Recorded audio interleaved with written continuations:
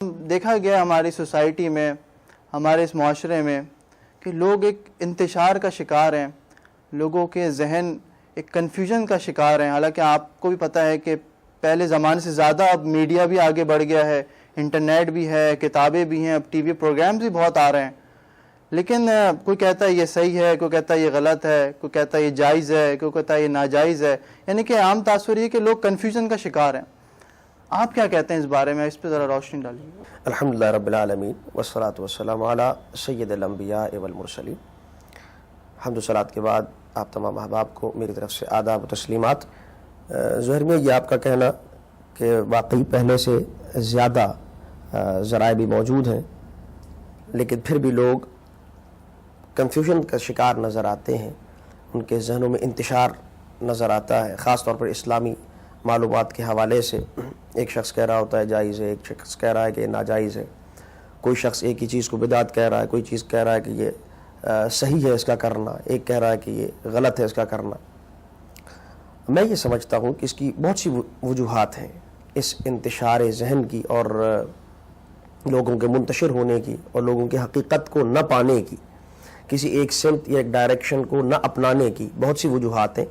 لیکن اس مختصر سے وقت کے اندر اور اس مختصر سے پروگرام کے اندر ہم جو فقیر کی نظر کے اندر ایک بنیادی وجہ ہے، میں اس کو بیان کرنے کی کوشش کروں گا، آپ کی وساطت سے لوگوں تک یہ بات پہنچے۔ میں یہ سمجھتا ہوں کہ اس کی جو بنیادی وجہ ہے وہ یہ ہے کہ علم کا صحیح نہ ہونا، انفارمیشن کا صحیح نہ ہونا۔ یعنی جب آپ کے پاس انفارمیشن ہی صحیح نہیں آئے گی، معلومات ہی صحیح آپ کو نہیں ملے گی، تو یقینی بات ہے کہ آپ پریشان رہیں گے، آپ منتشر رہیں گے۔ ایک کہہ رہا ہے کہ اس کو کر لو، ایک کہہ رہا ہے کہ اس کو نہ کرو، ایک کہہ رہا ہے کہ یہ صحیح ہے، ایک کہہ رہا ہے غلط ہے۔ آپ کس پر عمل کریں؟ وجہ واضح ہے کہ معلومات آپ تک صحیح پہنچی بھی نہیں تھی۔ اگر آپ کو انفارمیشن صحیح حاصل ہو جاتی تو یقینی امر تھا کہ آپ پھر دھڑلے کے ساتھ اور جسے کہتے ہیں ٹھوک بجا کر پھر اسی بات پر عمل کرتے۔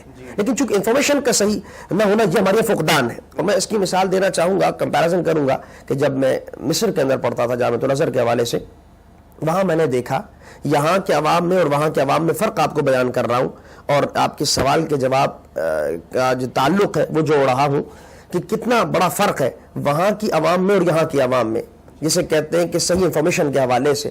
وہاں معلومات بہت ہیں، ایجوکیشن بنسبت یہاں کے لوگوں کے وہاں بہت زیادہ ہے۔ علم شعور جسے کہتے ہیں، یہ شعور بنیادی بات ہے، اور علم شعور کا جہاں فقدان ہے، یوں کہہ لیجیے دوسرے انداز میں یہاں جہالت ہے۔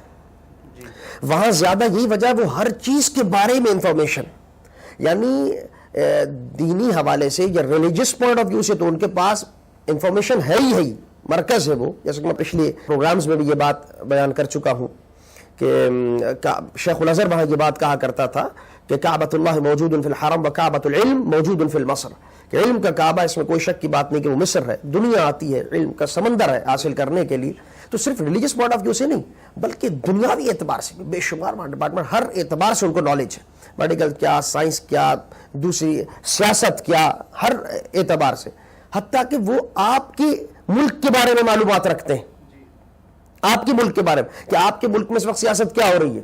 بڑے مزے سے وہ نام لیتے، بینظیر بھٹو اور فلاں صدر کا نام لیں گے عربی کے اندر، اور اس کے حالات پوچھیں گے، ان کی تفصیلات پوچھیں گے کہ فلاں صدر کا کیا حال ہے اور تمہارے فلاں وزیر کا کیا حال ہے، ان کا ایک اپنا انداز، یعنی اتنی انفارمیشن کہ اس وقت کون حکومت کر رہا ہے، اس کے احوال کیا جا رہے ہیں، پاکستانی قوم کس طرف جا رہی ہے۔ یہ میں آپ کو انفارمیشن کے حوالے سے بتا رہا ہوں کہ ان کی انفارمیشن ہم سے کہیں زیادہ اپڈیٹ رہتی ہے۔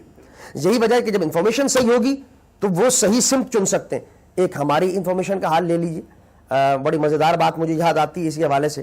جب میں مصر سے پڑھ کر واپس آیا تو ہیئر ڈریسر کے پاس میں بال بنوانے کے لیے گیا، کٹنگ کے لیے، تو اس نے کہا بھائی آپ اتنے دنوں سے غائب تھے، کہاں تھے، نظر نہیں آیا آپ۔ میں نے کہا بھائی میں ایجوکیشن حاصل کرنے کے لیے ایجپٹ گیا ہوا تھا، مصر گیا ہوا تھا۔ کہنے کا اچھا یہ مصر وہی ہے جو کشمیر کے اندر کوئی علاقہ ہے۔